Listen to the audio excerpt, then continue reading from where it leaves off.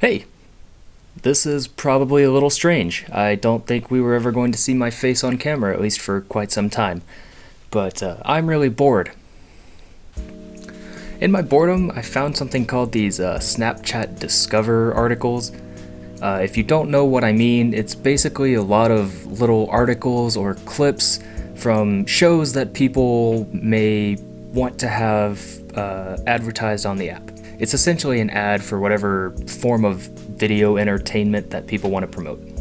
Now, it seems obvious that because it's Snapchat, you can't really promote violence or pornography or things like that. But it's pretty apparent that you can promote your own stupidity.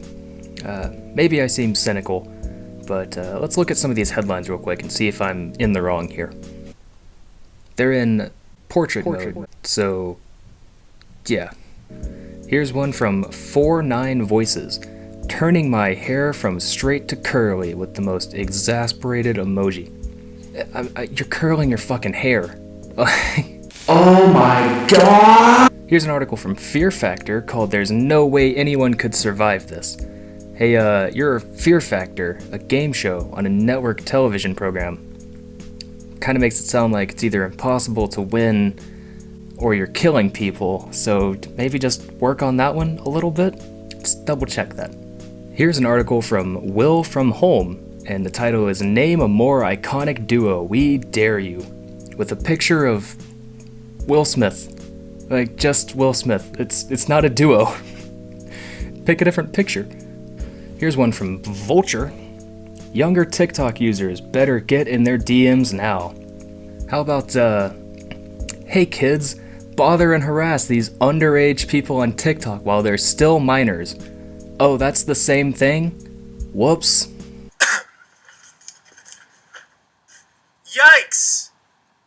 That's gonna be a fucking yikes for me, holy shit! Last one, and I'll stop picking these apart. It's from Drama Alert, and it says Logan Paul mask scam. This one's actually fine. I know people have their issues with Drama Alert and the guy who runs it or whatever, but at least his Snapchat Discover article is not stupidly named, and it's a picture of Logan Paul, so I guess that's pretty good. I know I'm criticizing these a lot, and they probably don't deserve it that much. I was looking through these, and I found one that really caught my attention. I didn't grab the title or the image associated with it for one reason or another, but the theme was Animal Crossing. You know, Animal Crossing, the game that's been more popular than usual given the circumstances of the outside world. If you're not familiar with Animal Crossing, here's a very brief description. First Animal Crossing game was released on the GameCube way back in 2001. It's a life simulation game where you're in a town with a bunch of cute sentient animals that are like your fellow villagers. There's not really a point to the game outside of relax and have fun. You can fish, you can catch bugs, you can start a garden, and in the more recent games you can actually upgrade your town, have the shops be cooler. You get the idea. There's been one Animal Crossing for every Nintendo console ever since the GameCube, that being the GameCube, the Nintendo DS, the Wii, and the Nintendo 3DS, but then they skipped the Wii U, which I think might be what's making long-term fans very excited. And when long-term fans talk about the game, that usually makes new people want to come and see what it's all about. You know, what's so great about this game? That's my theory, at least. So to bring this back to the Snapchat Discover piece, I'm a fan of the series Animal Crossing. It's been something I've kind of grown up with ever since it came out on the GameCube, and I'm glad it has the attention that it deserves. So I wanted to see what these people have to say about one of my favorite series of games. And again, I didn't save the title to this article, so let's just say they called it Tom Nook is Worse Than Hitler. Because that's stupid. And so is this clip. My keep it this week goes to a precious tyrant by the name of Tom Nook.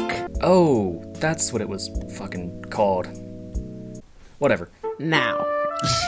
Now. Now. Fuck, I mean, yeah, I'd laugh at you too. Or at least stare at you like you're fucking stupid like that guy did. I don't know how many of y'all or if you two are playing Animal Crossing, but this game has destroyed my understanding of like spending, saving, and comfort, just personal comfort. Animal Crossing has ruined your understanding of personal comfort? It's the most laid-back game you can possibly play. Hell, even in Sims, you can kill your characters if you do something wrong. Animal Crossing is far and away the most relaxing and calm game I can possibly think of, and it's ruined your understanding of personal comfort?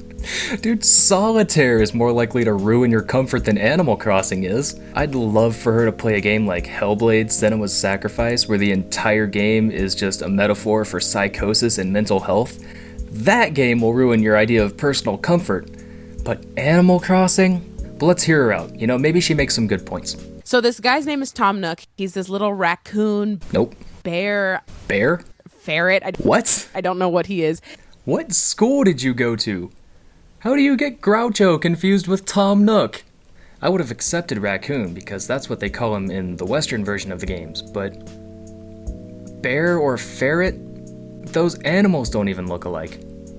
He's a tanuki, by the way. The thing that Mario turns into when he picks up the leaf power-up. Or did you not play Super Mario because it was too stressful for you? Anyway, you can see that the name Tom Nook is close to tanuki, just without the E.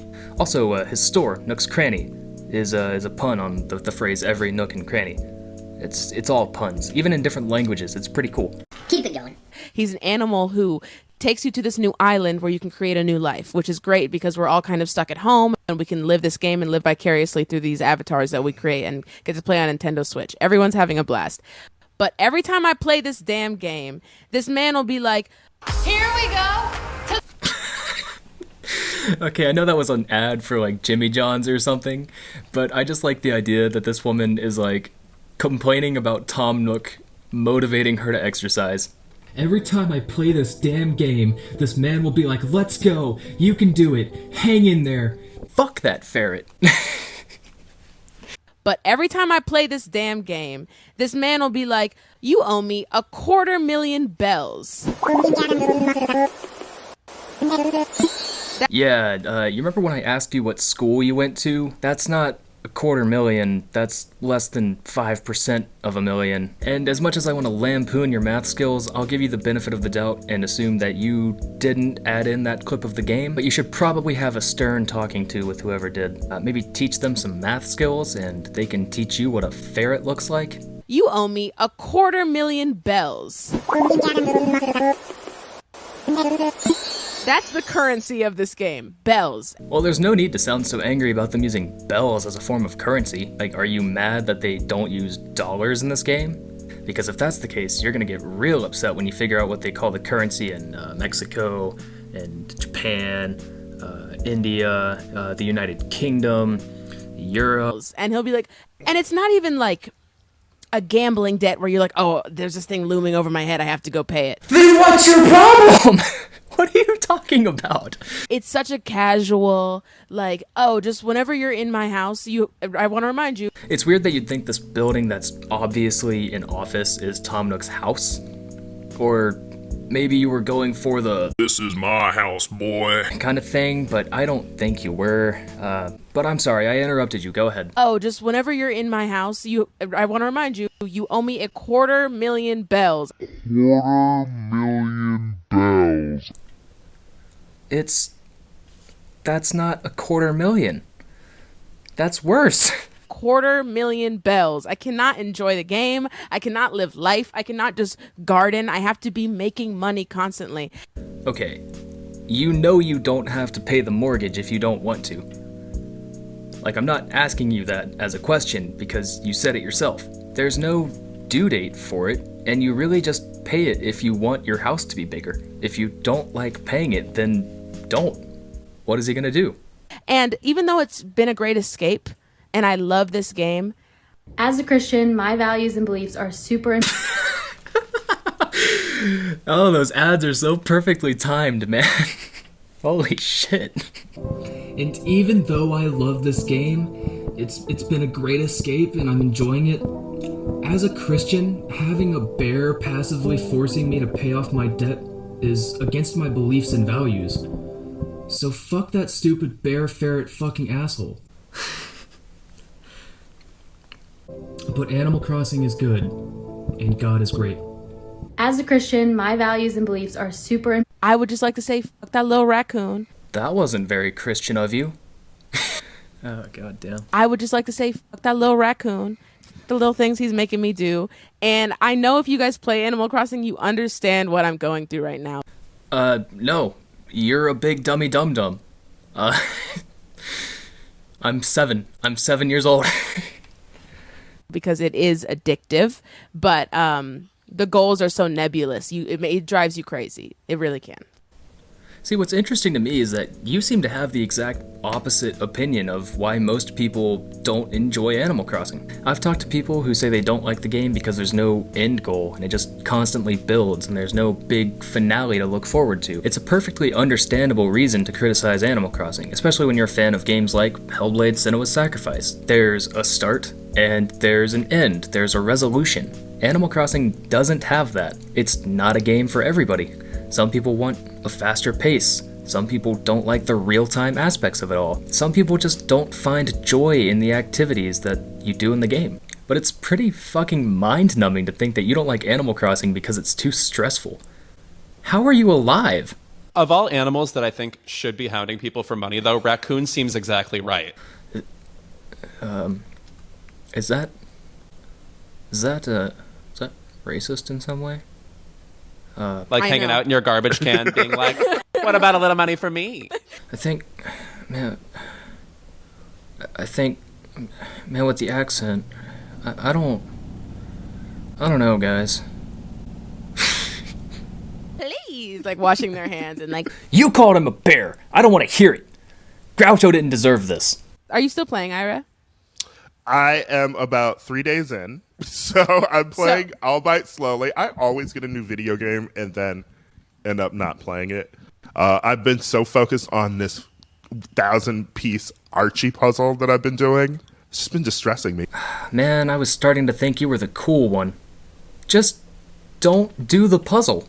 You won't get a bigger house, but you won't have to worry about paying off the mortgage if you don't finish the puzzle. What the hell is happening to my brain? You're probably still the cool one, though. I'll be real. I had promised myself I'd download The Sims 4 because I missed the thrill of drowning my neighbors. Ugh, what a stress reliever. You mean to tell me that an optional mortgage with no deadlines stresses you out, but not being friends with someone who says shit like that? This is actually the only thing keeping me sane is that we come together every week to talk. Like, this is the only thing keeping me okay. The only thing that's getting me through the struggles of having a bear ferret thing mug me for my garden is talking about drowning people in The Sims with you guys. I can't help myself.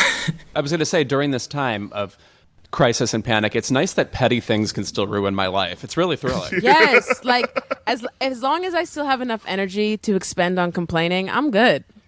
Like, everything is good. Likewise. But man, I'd hate to be friends with you. Well, guys, thanks for sticking around for this. I know it was something a little bit different, and yet somehow something very, very familiar to a lot of people. Thanks for watching. I know this wasn't a podcast, but we do those on the last Tuesday of every month. Yeah. See you next Tuesday.